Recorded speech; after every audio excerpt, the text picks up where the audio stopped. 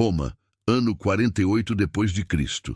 Uma mulher caminha pelos corredores do Palácio Imperial com a certeza de quem conhece cada pedra, cada coluna, cada sombra daquele labirinto de mármore e ambição. Seu nome é Valéria Messalina.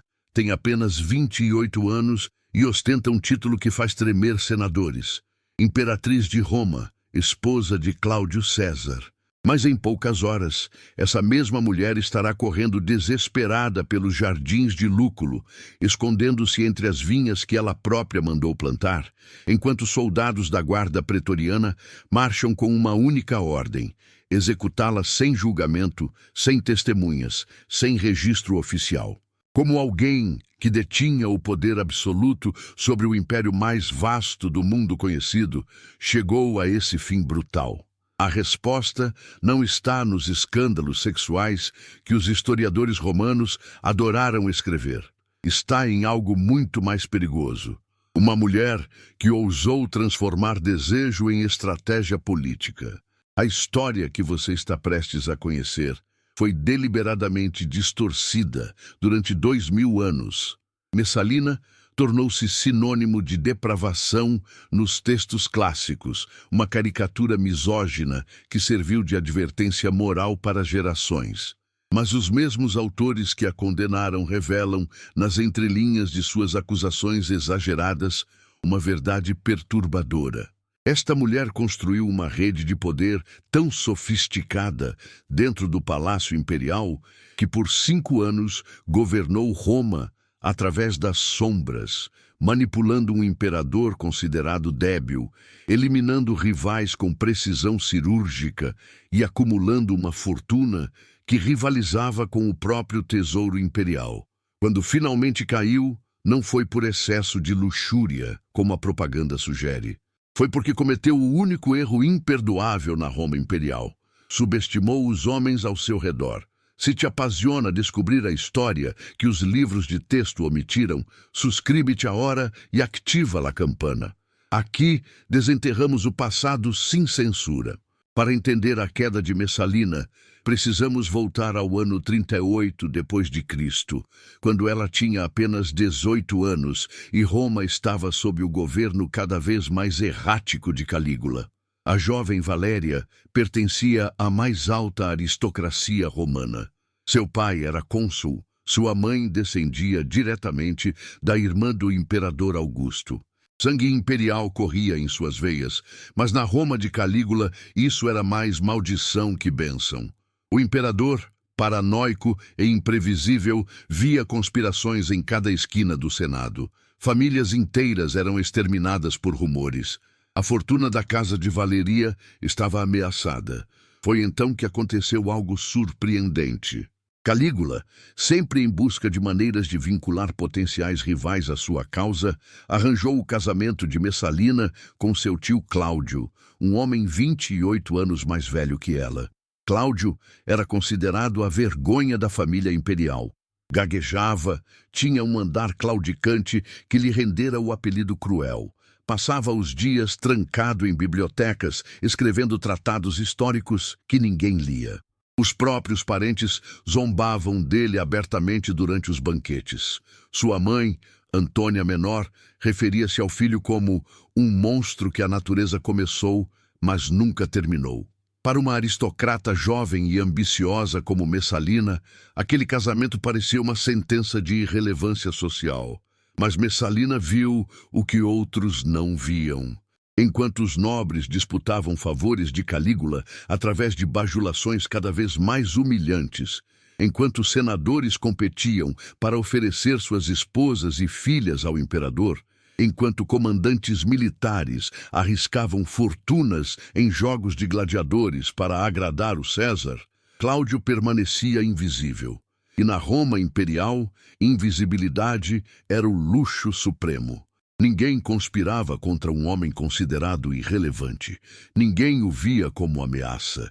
Ninguém, exceto talvez a jovem esposa que acabara de entrar em sua casa no Palatino. No ano 41, em janeiro, a história romana tomou um rumo que ninguém previra. Calígula foi assassinado nos corredores subterrâneos do Palácio Imperial por um grupo de oficiais da Guarda Pretoriana cansados de sua tirania. O caos tomou conta de Roma. O Senado, em sessão emergencial, debateu seriamente restaurar a República, acabar com o principado que Augusto estabelecera. Enquanto isso, soldados saqueavam o palácio em busca de tesouros. Foi nesse momento de confusão total que um pretoriano encontrou Cláudio escondido atrás de uma cortina, tremendo de medo. O que aconteceu a seguir mudaria tudo. Os pretorianos, percebendo que sem um imperador perderiam seus generosos salários e privilégios, proclamaram Cláudio como o novo César. O Senado, confrontado com o fato consumado de um exército armado no centro de Roma, não teve escolha senão aceitar. De repente, o homem que era a piada da família imperial tornou-se o governante do mundo mediterrâneo. E Messalina, aos 21 anos, passou de obscuridade a imperatriz em questão de horas.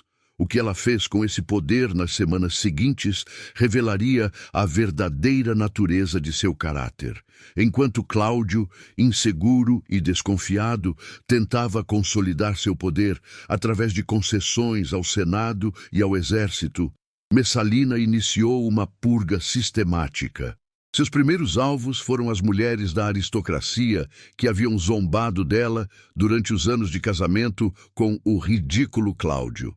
Júlia Lívila, sobrinha do novo imperador e conhecida por seus comentários cruéis sobre Messalina, foi acusada de adultério e exilada para uma ilha remota, onde morreria de fome meses depois.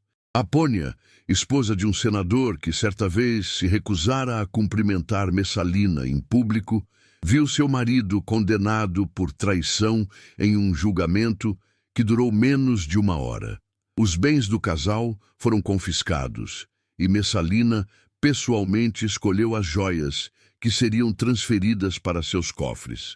Mas seria simplista reduzir as ações de Messalina a mera vingança pessoal. Cada eliminação tinha um propósito estratégico. Ao atacar mulheres da aristocracia, ela estava testando os limites de seu poder e, simultaneamente, quebrando alianças familiares que poderiam ameaçar Cláudio. Ao confiscar fortunas, ela construía uma base econômica independente que lhe daria autonomia política. Os historiadores antigos, Tácito e Suetônio especialmente, pintaram essas ações como caprichos de uma mulher cruel e sexualmente insaciável. Mas examine os padrões. Cada vítima pertencia a uma família com histórico de oposição à dinastia imperial. Cada confiscação de propriedade fortalecia a posição financeira de Messalina frente ao Senado. Ela não estava agindo por impulso. Estava consolidando o poder com a frieza de um general em campanha. O ano de 42 trouxe o primeiro grande teste. Fúrio Camilo Escriboniano, governador da Dalmácia e comandante de 2 legiões, rebelou-se contra Cláudio. Suas cartas ao Senado eram explícitas. O imperador era um homem fraco, manipulado por uma esposa ambiciosa, e Roma merecia liderança mais digna. A revolta durou apenas 5 dias antes que os próprios soldados de Escriboniano o assassinassem, mas o episódio deixou claro que a legitimidade de Cláudio era frágil. Messalina compreendeu imediatamente a lição. Seu marido só permaneceria no poder enquanto os pretorianos e as legiões acreditassem que ele servia seus interesses. E ela se tornaria a ponte entre o Palácio Imperial e as Forças Armadas. Nos meses seguintes, Messalina cultivou relações com oficiais militares de forma sistemática. Convidava comandantes para banquetes privados, ouvia suas queixas sobre atrasos em pagamentos ou disputas territoriais, e garantia que Cláudio resolvesse esses problemas rapidamente.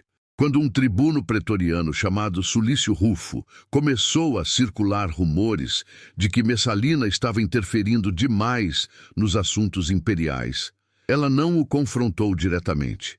Em vez disso, orquestrou sua transferência para a Britânia, onde ele morreria em uma emboscada 2 anos depois. A mensagem era clara: lealdade era recompensada generosamente, deslealdade tinha consequências terminais. Como uma mulher de 20 e poucos anos conseguiu exercer esse nível de controle em uma sociedade brutalmente patriarcal?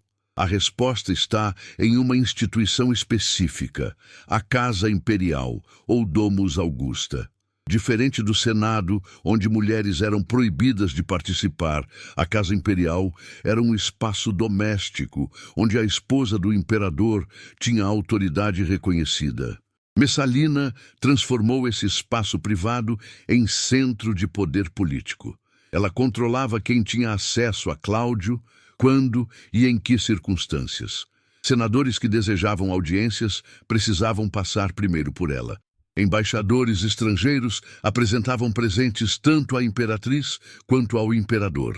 Gradualmente, foi ficando claro que o caminho mais eficiente para influenciar Cláudio passava por Messalina. O ano 43 marcou outro ponto de inflexão. Cláudio decidiu realizar algo que nenhum imperador ousara desde Júlio César: uma invasão em larga escala da Britânia. Eram necessárias 4 legiões, mais tropas auxiliares, uma frota de transportes sem precedentes. O custo seria astronômico, o risco enorme. Se a campanha fracassasse, Cláudio perderia toda a credibilidade militar. Messalina, segundo os registros fragmentados que sobreviveram, apoiou a decisão entusiasticamente. Por quê? Porque uma vitória militar transformaria seu marido de um acidente histórico em um conquistador legítimo, e ela estaria ao lado dele, compartilhando a glória. Durante os meses que Cláudio passou na Britânia, comandando pessoalmente partes da campanha, Messalina permaneceu em Roma com poderes de regência de fato. Ela presidia reuniões do Conselho Imperial, despachava correspondência administrativa, recebia delegações. Os senadores, acostumados a desprezar mulheres em assuntos públicos, viram-se negociando políticas com uma imperatriz de 23 anos. Alguns resistiram. Valério Asiático, um dos homens mais ricos de Roma e cônsul por 2 vezes, comentou abertamente que era humilhante para o Senado curvar-se diante de uma menina. Messalina anotou mentalmente o nome dele. Haveria tempo para ajustes de contas. Quando Cláudio retornou vitorioso da Britânia em setembro de 43, Roma celebrou com um triunfo espetacular. O imperador desfilou pelas ruas em uma quadriga dourada. Prisioneiros britânicos acorrentados marchavam atrás dele, e o povo romano gritava "Imperator" com fervor genuíno. Pela primeira vez desde a morte de Augusto, Roma tinha um César que conquistara novos territórios. E ao lado de Cláudio, na procissão triunfal, viajava Messalina, ostentando a coroa cívica e acenando para as multidões. Ela estava consolidando algo perigoso, uma imagem pública de co-governante. Mas poder absoluto em Roma imperial tinha um preço invisível: paranoia permanente. Messalina sabia que cada dia trazia novas conspirações, reais ou imaginárias. O palácio estava infestado de espiões leais a diferentes facções, libertos poderosos como Narciso, Palante e Calisto, que serviam como secretários imperiais, tinham suas próprias redes de informantes e interesses políticos que frequentemente conflitavam com os dela. E havia sempre o problema das mulheres da família imperial, especialmente Agripina Menor, sobrinha de Cláudio e irmã do falecido Calígula. Agripina tinha seu próprio filho, Nero, e ambições transparentes de vê-lo no trono. A rivalidade entre as duas mulheres era um segredo conhecido por todos no Palatino. Foi nesse contexto de intriga perpétua que Messalina começou a fazer movimentos cada vez mais ousados. Em 44, ela acusou Valério Asiático, aquele senador que a desrespeitara, de conspirar contra o imperador. As provas eram circunstanciais. Asiático tinha relações próximas com oficiais militares. Possuía propriedades extensas que poderiam financiar uma rebelião. E, mais importante, seus famosos jardins em Roma eram tão magníficos que Messalina os cobiçava para si. O julgamento foi uma farsa. Asiático foi condenado à morte e suas propriedades, incluindo os jardins que Messalina desejava, foram confiscadas. A imperatriz não se incomodou em esconder seu envolvimento. Ela queria que a aristocracia romana soubesse. Desafiá-la tinha consequências patrimoniais e letais. Estamos documentando cada detalhe deste conflito. Se valoras este nível de profundidade que não encontras em outros canais, dê-lhe um like e une-te a nossa comunidade. Os anos de 44 a 47 representaram o apogeu do poder de Messalina. Ela controlava vastas propriedades confiscadas de seus inimigos, possuía acesso irrestrito aos fundos imperiais, tinha informantes em cada canto do governo romano e exercia influência determinante sobre as decisões de Cláudio. Mas com esse poder veio algo que historiadores antigos interpretaram como libertinagem desenfreada, mas que a análise mais cuidadosa revela como algo diferente. Messalina estava construindo uma rede de aliados através de relações íntimas estratégicas. Os escândalos sexuais atribuídos a Messalina são lendários. Plínio, o Velho, afirma que ela competiu com uma prostituta famosa para ver quem conseguia ter relações com mais homens. Em Faça em espanhol, é o castigo secreto de Messalina. La mujer que pagó caro por conocer el deseo de poder en la antigua Roma. Parte 1. Roma, año 48 después de Cristo. Una mujer camina por los corredores del Palacio Imperial con la certeza de quien conoce cada piedra, cada columna, cada sombra de ese laberinto de mármol y ambición. Su nombre es Valeria Messalina, tiene apenas 28 años y ostenta un título que hace temblar a senadores. Emperatriz de Roma, esposa de Claudio César.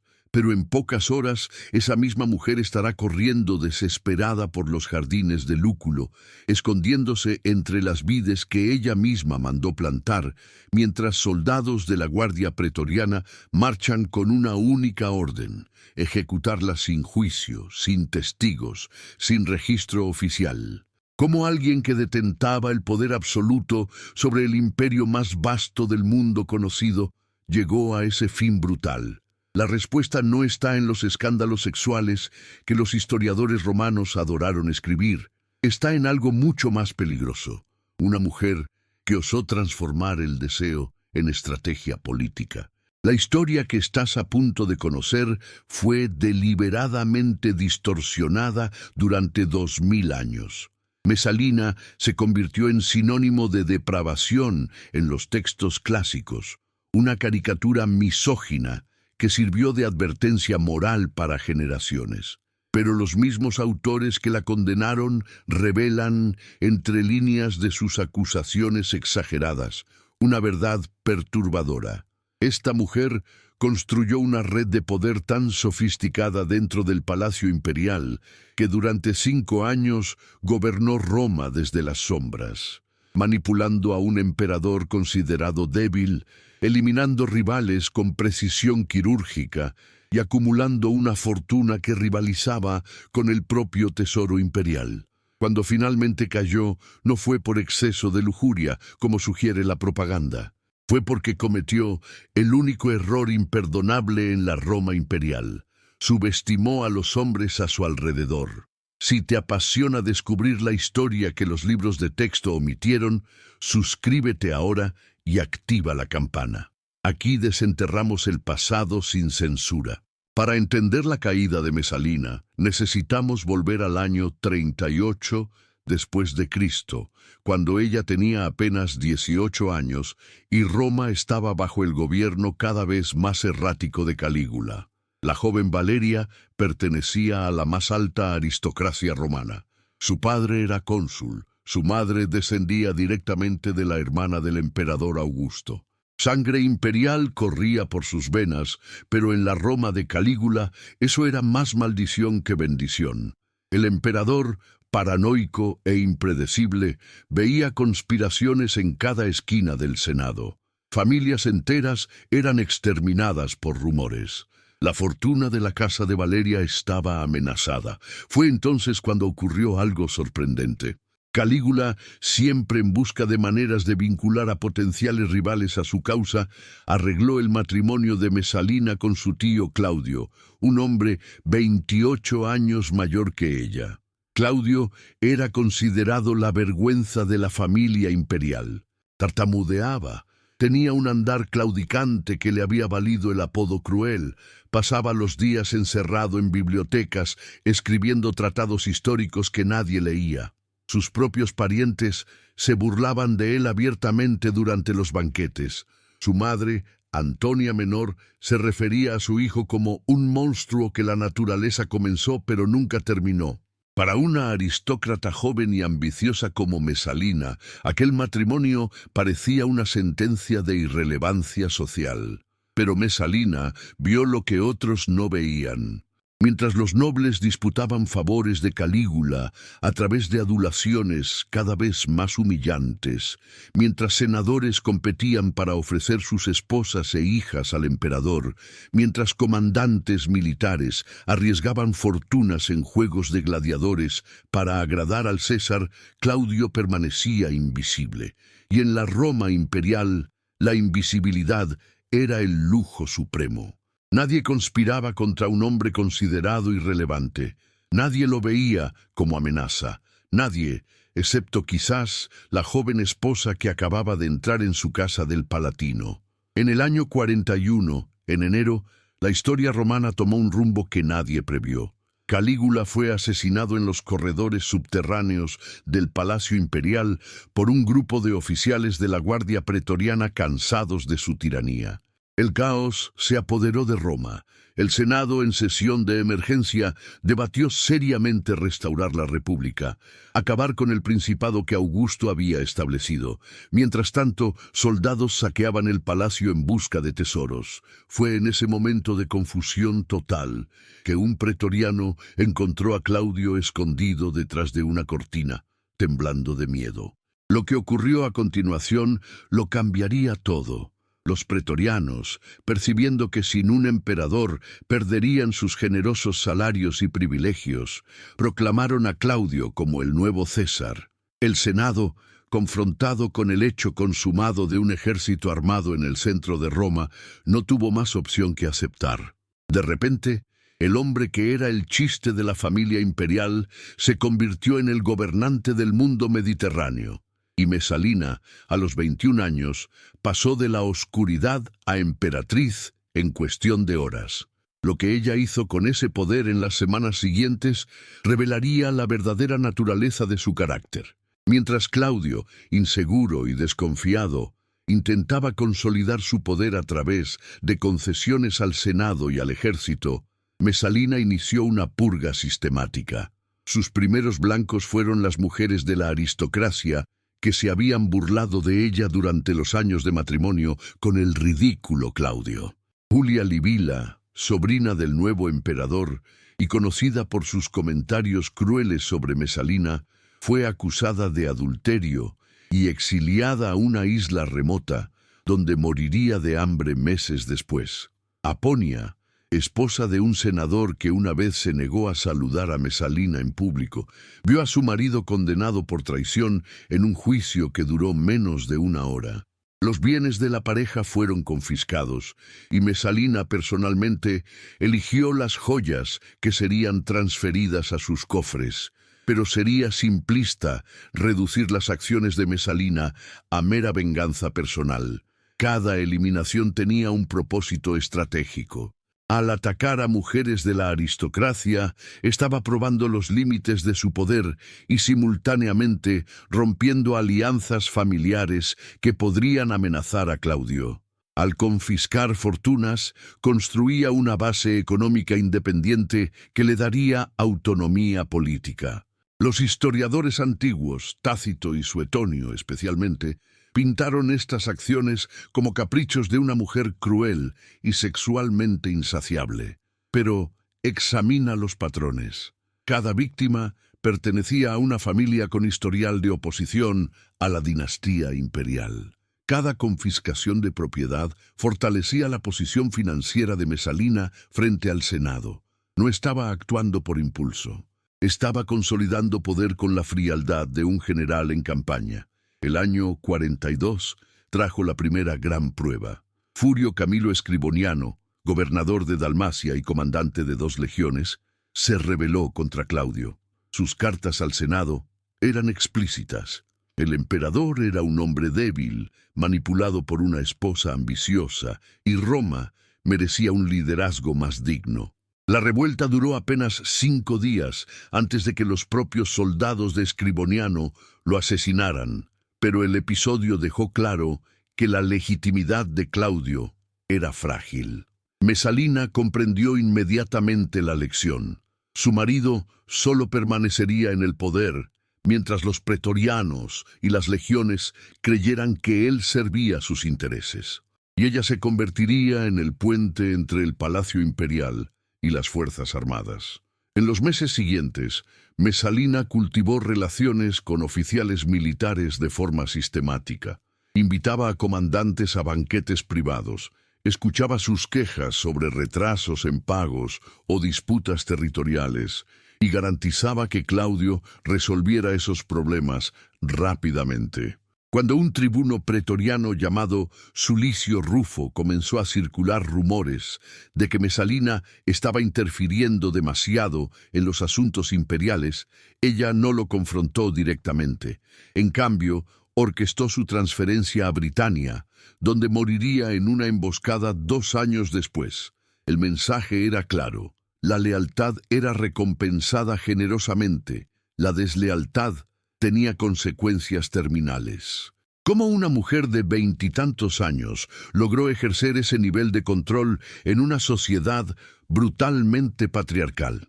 La respuesta está en una institución específica: la Casa Imperial, o Domus Augusta. A diferencia del Senado, donde las mujeres estaban prohibidas de participar, la Casa Imperial era un espacio doméstico donde la esposa del emperador tenía autoridad reconocida. Mesalina transformó ese espacio privado en centro de poder político. Ella controlaba quién tenía acceso a Claudio, cuándo y en qué circunstancias. Senadores que deseaban audiencias necesitaban pasar primero por ella. Embajadores extranjeros presentaban regalos tanto a la emperatriz como al emperador. Gradualmente quedó claro que el camino más eficiente para influir en Claudio pasaba por Mesalina. El año 43 marcó otro punto de inflexión. Claudio decidió realizar algo que ningún emperador se había atrevido desde Julio César: una invasión a gran escala de Britania. Se necesitaban 4 legiones, más tropas auxiliares, una flota de transporte sin precedentes. El costo sería astronómico, el riesgo enorme. Si la campaña fracasaba, Claudio perdería toda credibilidad militar. Mesalina, según los registros fragmentados que sobrevivieron, apoyó la decisión entusiastamente. ¿Por qué? Porque una victoria militar transformaría a su marido de un accidente histórico en un conquistador legítimo, y ella estaría a su lado, compartiendo la gloria. Durante los meses que Claudio pasó en Britania, comandando personalmente partes de la campaña, Mesalina permaneció en Roma con poderes de regencia de facto. Ella presidía reuniones del Consejo Imperial, despachaba correspondencia administrativa, recibía delegaciones. Los senadores, acostumbrados a despreciar a las mujeres en asuntos públicos, se vieron negociando políticas con una emperatriz de 23 años. Algunos resistieron. Valerio Asiático, uno de los hombres más ricos de Roma y cónsul por 2 veces, comentó abiertamente que era humillante para el Senado inclinarse ante una niña. Mesalina anotó mentalmente su nombre. Habría tiempo para ajustes de cuentas. Cuando Claudio retornó victorioso de Britania en septiembre del 43, Roma celebró con un triunfo espectacular. El emperador desfiló por las calles en una cuadriga dorada. Prisioneros británicos encadenados marchaban detrás de él. y el pueblo romano gritaba «Imperator» con fervor genuino. Por primera vez desde la muerte de Augusto, Roma tenía un César que había conquistado nuevos territorios. Y al lado de Claudio, en la procesión triunfal, viajaba Mesalina, ostentando la corona cívica y saludando a las multitudes. Estaba consolidando algo peligroso, una imagen pública de cogobernante. Pero el poder absoluto en la Roma imperial tenía un precio invisible, paranoia permanente. Mesalina sabía que cada día traía nuevas conspiraciones, reales o imaginarias. El palacio estaba infestado de espías leales a diferentes fracciones, libertos poderosos como Narciso, Palas y Calisto, que servían como secretarios imperiales, tenían sus propias redes de informantes e intereses políticos que frecuentemente conflictuaban con los de ella. Y siempre estaba el problema de las mujeres de la familia imperial, especialmente Agripina Menor, sobrina de Claudio y hermana del fallecido Calígula.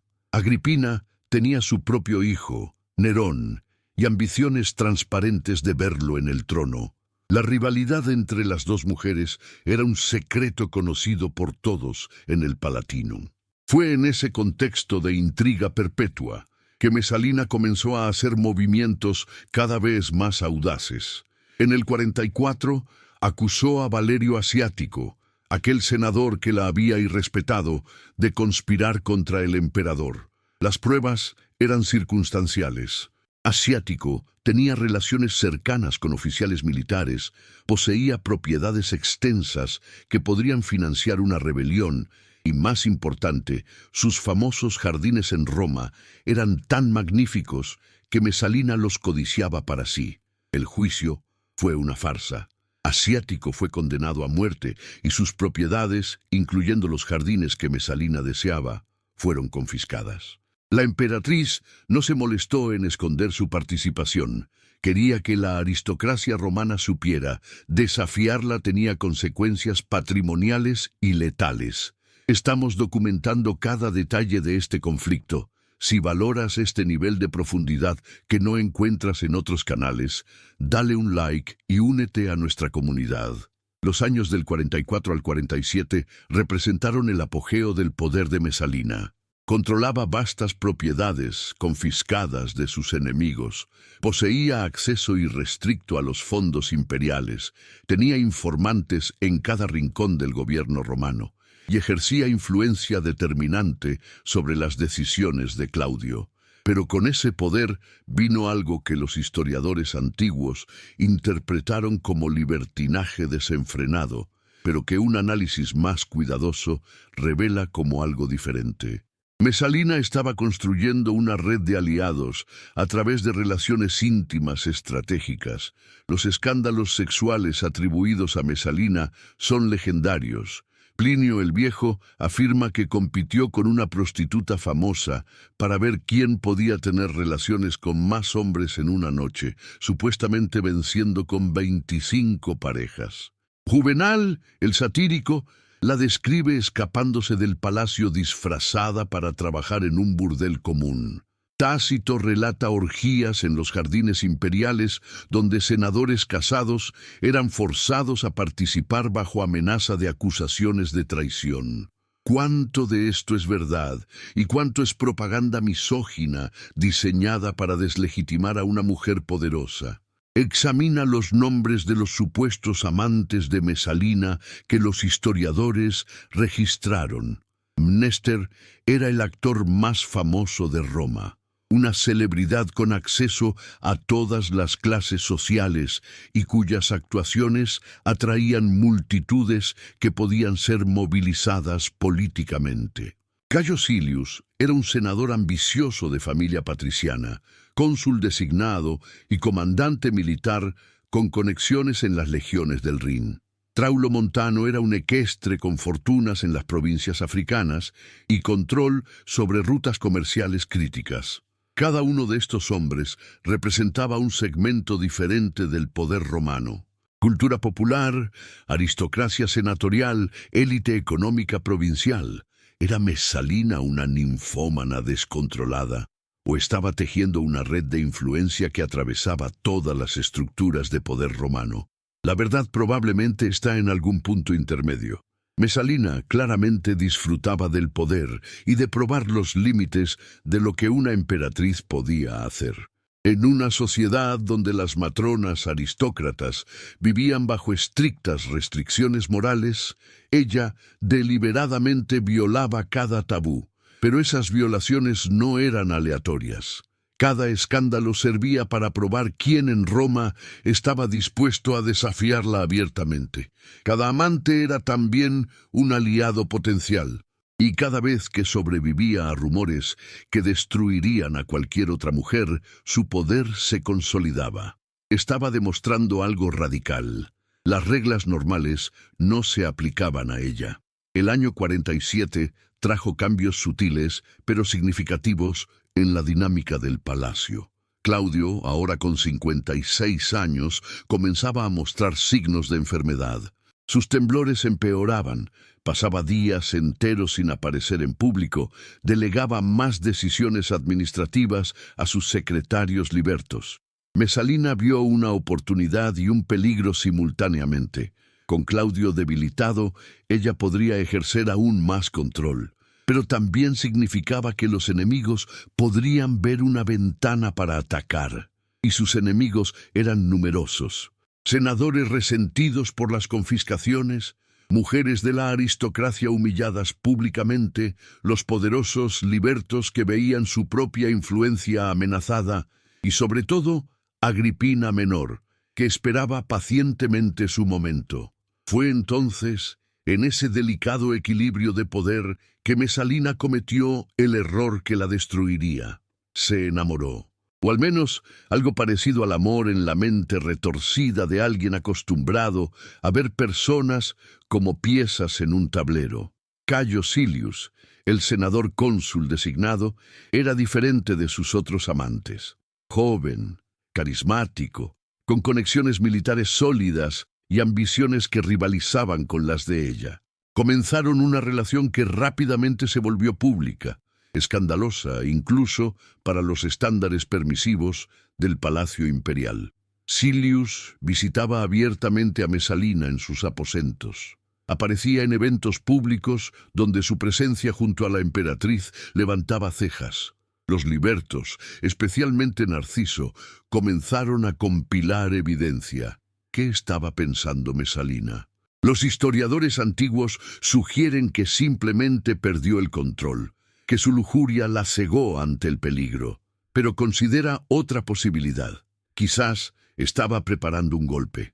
Claudio estaba enfermo, débil, y no había garantía de que viviera mucho más tiempo. Cuando muriera, ¿quién sucedería?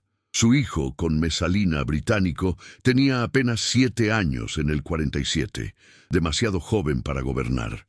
Necesitaría un regente, alguien fuerte que pudiera mantener las legiones en línea mientras el niño crecía. Silius, con sus conexiones militares y su posición como cónsul designado, podría ser ese hombre. ¿Y si estaba casado con Mesalina cuando Claudio muriera? Pero Mesalina subestimó 2 factores críticos. Primero, la velocidad con que sus enemigos se organizarían una vez tuvieran evidencia concreta de traición. Segundo, la capacidad de Narciso, el secretario más poderoso de Claudio, para manipular la situación a su favor. Narciso odiaba a Mesalina porque ella representaba una amenaza directa a su propia influencia sobre el emperador. Si Mesalina consolidaba completamente su poder, los libertos como él serían eliminados. Necesitaba destruirla antes de que fuera demasiado tarde, y Mesalina le entregó la oportunidad perfecta. En el otoño del año 48, mientras Claudio estaba en Ostia supervisando trabajos en el puerto, Mesalina hizo algo inexplicable. Se casó públicamente con Cayo Silius. No fue una ceremonia secreta en los jardines imperiales. Fue un matrimonio formal, con testigos, con los rituales tradicionales romanos celebrado abiertamente en la casa de Silius. Los invitados incluyeron senadores, oficiales militares, actores famosos.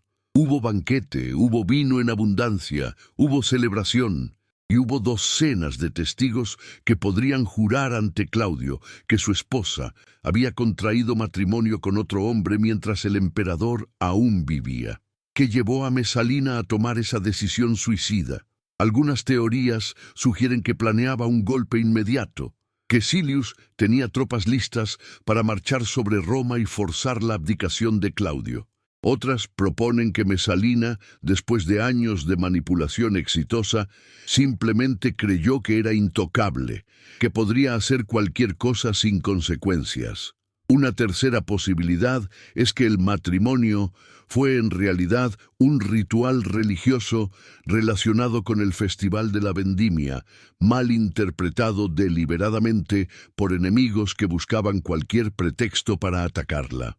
La verdad murió con los protagonistas. Lo que sabemos con certeza es lo que ocurrió después. Narciso, informado inmediatamente del matrimonio, vio su oportunidad. Reunió a los otros libertos principales, Palas y Calisto, y juntos formularon un plan. Irían a Ostia, le contarían a Claudio lo que había ocurrido y lo convencerían de actuar antes de que Mesalina pudiera organizar defensa. La velocidad era esencial. Si le daban tiempo a Mesalina para hablar con Claudio, para usar su influencia sobre él, para llorar y suplicar perdón, el emperador débil probablemente la perdonaría, como había hecho antes, como siempre hacía. No podían permitir eso. El 26 de octubre del año 48, Narciso llegó a Ostia con noticias que hicieron palidecer al emperador. Tu esposa se casó con otro hombre. Hay docenas de testigos. Están planeando un golpe. Las legiones podrían rebelarse si no actúas inmediatamente. Claudio, según Tácito, no podía creer lo que escuchaba. Exigió pruebas. Narciso las tenía, nombres de testigos, detalles de la ceremonia, evidencia de que Silius estaba reuniendo apoyo militar. Lentamente, la realidad se impuso. Su esposa, la madre de sus hijos, la mujer que había compartido su triunfo, lo había traicionado de la manera más humillante posible. La reacción de Claudio fue sorprendente para quienes lo conocían como débil e indeciso. Ordenó inmediatamente el arresto de Silius y de todos los presentes en el matrimonio. Convocó a los comandantes de la Guardia Pretoriana y se aseguró de su lealtad personal. Luego, acompañado por Narciso y una cohorte de pretorianos fuertemente armados, regresó a Roma, no para confrontar a Mesalina, para ejecutar sentencia. Mesalina, en los jardines de Lúculo, donde se había refugiado al enterarse de que Claudio sabía todo, comprendió demasiado tarde la gravedad de su situación. Envió mensajeros urgentes al emperador suplicando audiencia. Claudio se negó a recibirla. Intentó llegar al palacio para hablar con él en persona. Los pretorianos le bloquearon el paso. Pidió a su madre que intercediera. Nadie escuchó. Por primera vez en 7 años, Mesalina descubrió que el poder que había construido tan cuidadosamente se evaporaba en cuestión de horas. Sin acceso a Claudio, sin capacidad de explicar o manipular, era simplemente una mujer acusada de traición. En la tarde de ese mismo día, Claudio firmó la orden de ejecución. Narciso, temiendo que el emperador cambiara de opinión si veía a Mesalina en persona, tomó control personal de la situación. Envió a un tribuno pretoriano a los jardines de Lúculo con instrucciones explícitas: ejecutar a Mesalina inmediatamente, sin permitirle hablar, sin traerla ante el emperador. Era una orden ilegal, incluso para los estándares romanos. Los ciudadanos tenían derecho a juicio, pero Mesalina ya no era tratada como ciudadana. Era enemiga del Estado. Cuando el tribuno llegó a los jardines, encontró a Mesalina con su madre, Domicia Lépida, entre las viñas que la emperatriz tanto amaba. Tácito describe la escena con detalle inusual. Mesalina no lloró ni suplicó. En cambio, exigió ver a Claudio, insistió en su derecho a explicarse, se negó a creer que el hombre que había controlado durante tantos años la hubiera abandonado. El tribuno no respondió a sus palabras, simplemente desenvainó su espada. La historia no termina aquí. Asegúrate de estar suscrito para que YouTube te notifique inmediatamente cuando subamos la conclusión de esta saga. Mesalina, viendo el acero desnudo acercándose, finalmente comprendió que no habría segunda oportunidad, no habría negociación, no habría salvación a través de lágrimas o sexo o manipulación. Intentó suicidarse, apretando una daga contra su garganta, pero su mano temblaba demasiado. No pudo completar el acto. El tribuno, impaciente, terminó el trabajo. Una sola estocada atravesó el pecho de Mesalina. Cayó entre las viñas que había confiscado de Valerio Asiático apenas 4 años antes. Tenía 28 años. Había sido emperatriz durante 7. Había dominado Roma con una combinación de inteligencia, crueldad y ambición que asustaba incluso a hombres acostumbrados a la violencia imperial. Y murió en cuestión de minutos, ejecutada sin juicio, sin testigos importantes, sin ceremonia. Su cuerpo fue entregado a su madre para cremación privada. No hubo funeral público, no hubo elogios. Roma despertó al día siguiente sin emperatriz, y el Senado se apresuró a decretar la damnatio memoriae. Todas las estatuas de Mesalina debían ser destruidas, su nombre borrado de inscripciones públicas, su memoria eliminada del registro oficial. Pero las preguntas permanecieron. ¿Realmente planeaba un golpe con Silius? ¿O fue víctima de una conspiración de los libertos que buscaban eliminarla antes de que los eliminara a ellos? ¿El matrimonio fue ceremonial o político? ¿Mesalina se volvió descuidada por exceso de confianza o la destruyeron porque finalmente representaba una amenaza demasiado grande para los poderes masculinos que teóricamente gobernaban Roma? ¿Fue la ninfómana descontrolada que los historiadores antiguos describen, o una estratega política cuya sexualidad era arma calculada en un mundo donde las mujeres tenían pocas herramientas de poder? La segunda parte de esta historia revelará cómo la muerte de Mesalina no terminó su influencia, cómo las lecciones que ella enseñó fueron aprendidas por otras mujeres imperiales, especialmente Agripina Menor, y cómo el castigo secreto que ella sufrió resonó a través de las décadas siguientes de la historia romana. Parte 2. Si acabas de llegar, suscríbete para no perderte el archivo completo de documentales que estamos construyendo. La ejecución de Mesalina en octubre del año 48 dejó a Roma en estado de shock silencioso. Durante 7 años, esta mujer había sido presencia constante en el centro del poder imperial. Había presidido juicios, confiscado fortunas, eliminado rivales y construido una red de influencia que penetraba cada nivel del gobierno romano. Su desaparición súbita creó un vacío de poder que docenas de personas compitieron para llenar. Pero antes de explorar las consecuencias de su caída, necesitamos entender algo que los historiadores antiguos deliberadamente oscurecieron. ¿Qué realmente ocurrió en esos últimos días? ¿Y por qué el castigo de Mesalina fue tan secreto, tan apresurado, tan desprovisto de los rituales legales que incluso los traidores normalmente recibían? Claudio regresó al palacio imperial esa noche sin su esposa. Los registros históricos, fragmentados y contradictorios, sugieren que el emperador pasó horas en sus aposentos privados, sin recibir visitas, sin cenar. Al día siguiente, presidió una reunión del Senado como si nada hubiera ocurrido. No mencionó a Mesalina, no explicó su ausencia, no anunció oficialmente su ejecución. Cuando un senador, más valiente o más tonto que los demás, preguntó indirectamente sobre la emperatriz, Claudio simplemente cambió de tema. Fue Narciso quien, días después, hizo circular la versión oficial.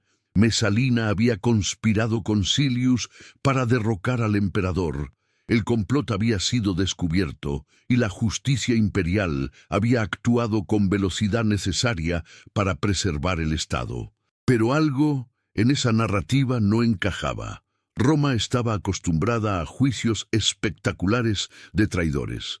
Cuando Sejano, el prefecto pretoriano, conspirara contra Tiberio en el año 31, hubo arrestos públicos, interrogatorios en el Senado, ejecuciones que duraron días. Cuando los conspiradores contra Calígula fueron capturados, sus juicios fueron ceremonias públicas diseñadas para demostrar el precio de la traición.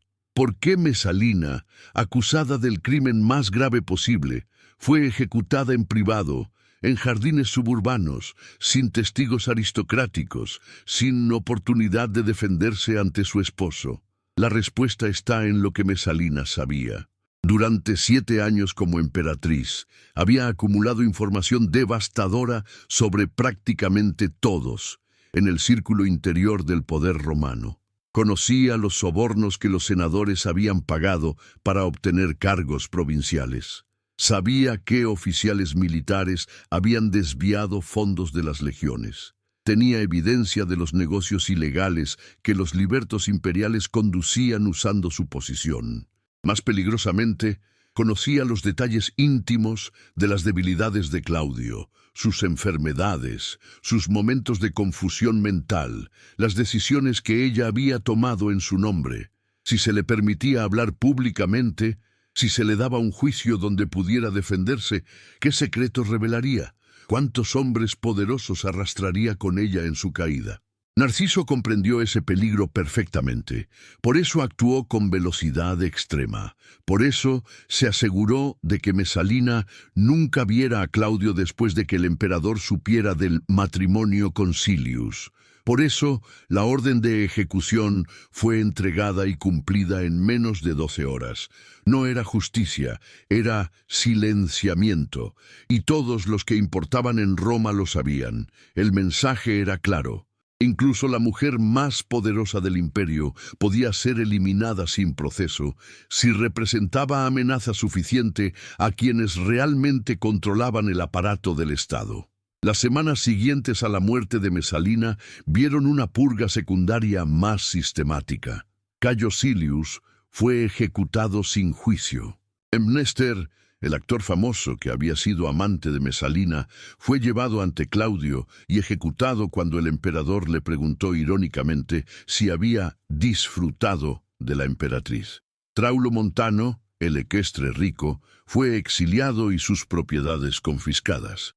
Otros asociados de Mesalina, más de una docena, según Tácito, fueron ejecutados o forzados al suicidio. Pero los libertos más poderosos, Narciso, Palas y Calisto, no solo sobrevivieron, sino que vieron aumentar su influencia. Habían orquestado la caída de Mesalina, y ahora Claudio dependía completamente de ellos para información y consejo. Pero había un problema que la muerte de Mesalina no resolvía. Claudio necesitaba una nueva esposa. En Roma imperial, un emperador sin familia era vulnerable.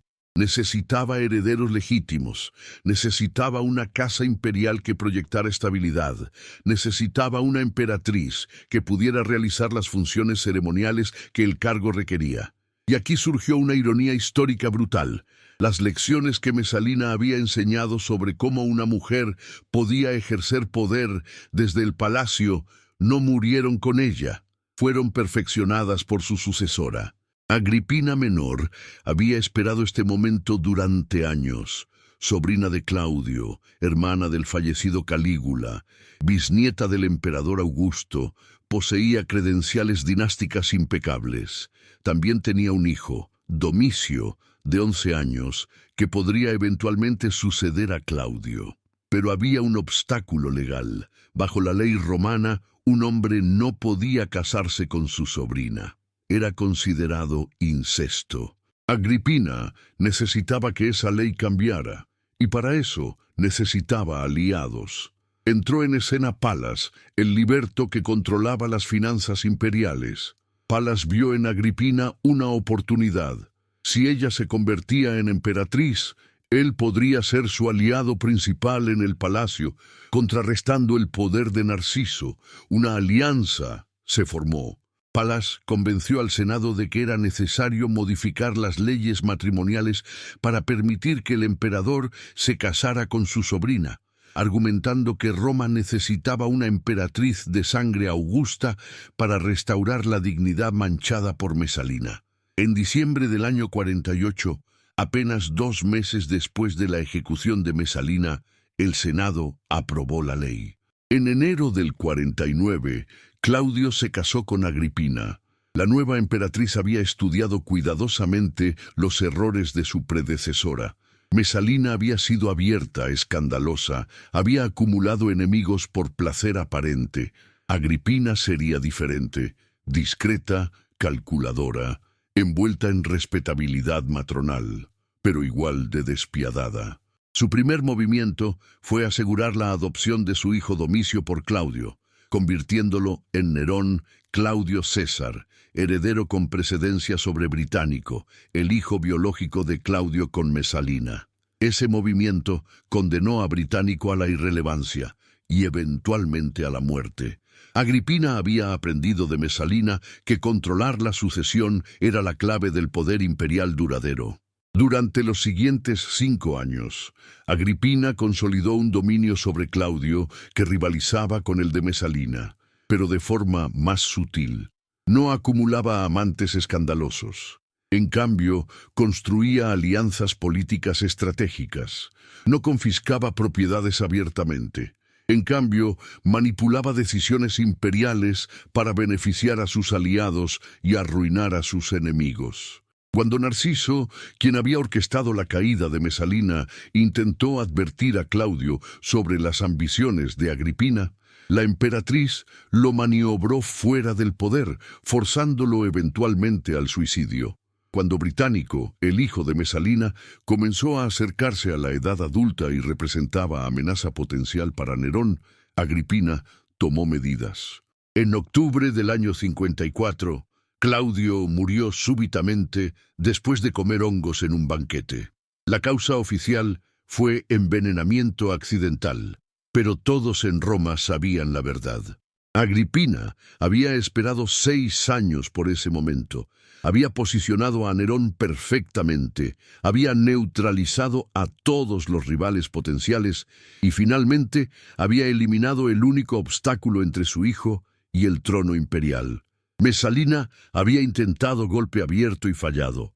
Agripina ejecutó golpe invisible y triunfó. La diferencia no era en ambición o en crueldad, era en paciencia y sutileza. Nerón, de 16 años, se convirtió en emperador con su madre como poder detrás del trono.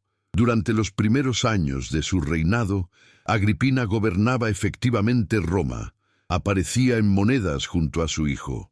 Recibía embajadores extranjeros, presidía reuniones del Consejo Imperial, había logrado lo que Mesalina nunca pudo, reconocimiento oficial como cogobernante. Pero como Mesalina antes que ella, Agripina subestimó un factor crucial. Su hijo, influenciado por consejeros que resentían el control materno, eventualmente se rebeló. En el año 59, Nerón ordenó el asesinato de su propia madre. Agripina fue apuñalada repetidamente por soldados pretorianos en su villa cerca de Nápoles.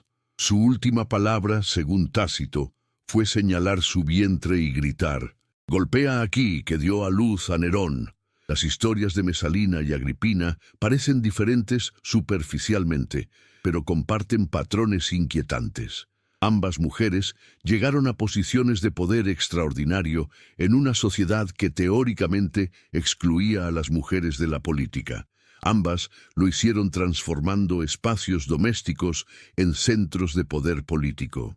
Ambas acumularon fortunas, construyeron redes de aliados, eliminaron rivales sistemáticamente. Y ambas fueron eventualmente destruidas por los mismos sistemas de poder que habían intentado manipular. Sus muertes fueron violentas, apresuradas, diseñadas para silenciarlas antes de que pudieran revelar secretos peligrosos. Pero ¿por qué la memoria de Mesalina fue tratada de forma tan diferente? Agripina fue vilipendiada por los historiadores, pero reconocida como figura política seria. Mesalina se convirtió en puro símbolo de depravación sexual.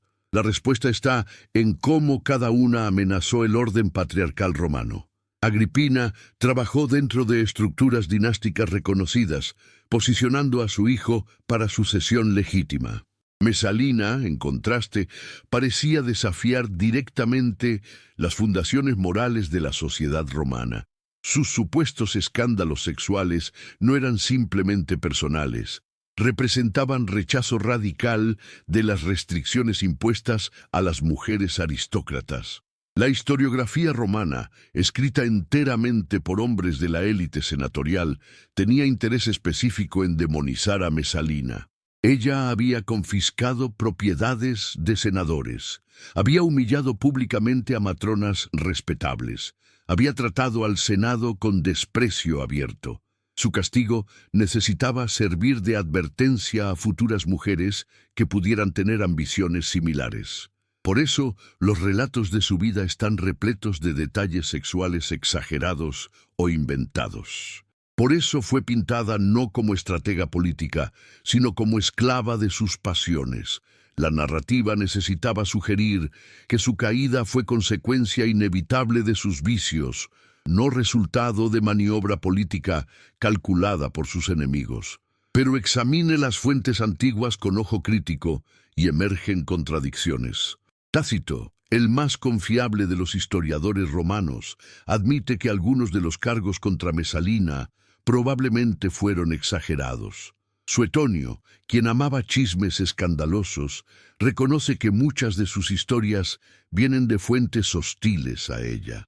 Dion Casio, escribiendo siglo y medio después, repite acusaciones que eran ya legendarias, pero ofrece pocos detalles verificables.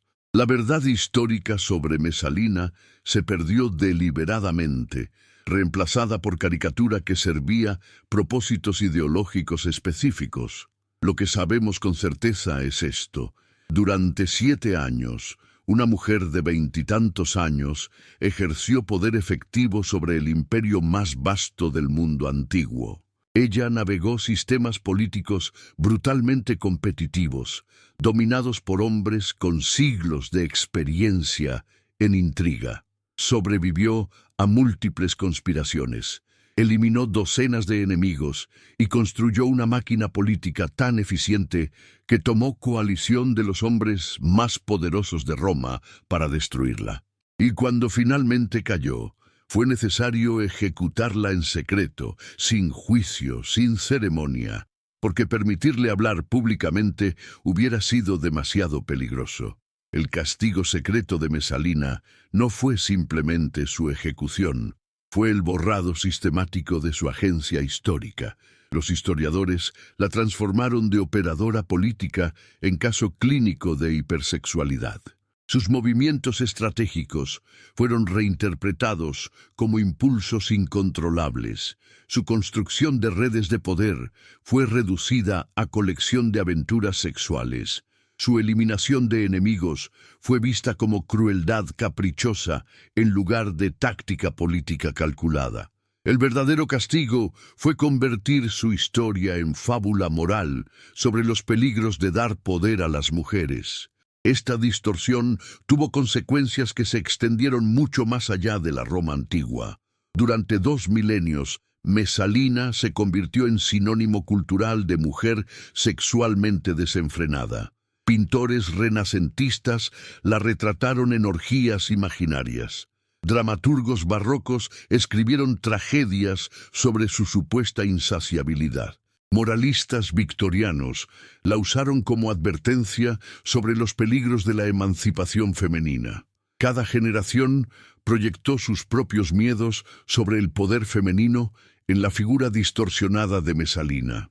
Y en el proceso, la mujer real, con su inteligencia, su ambición, sus cálculos políticos sofisticados, desapareció completamente.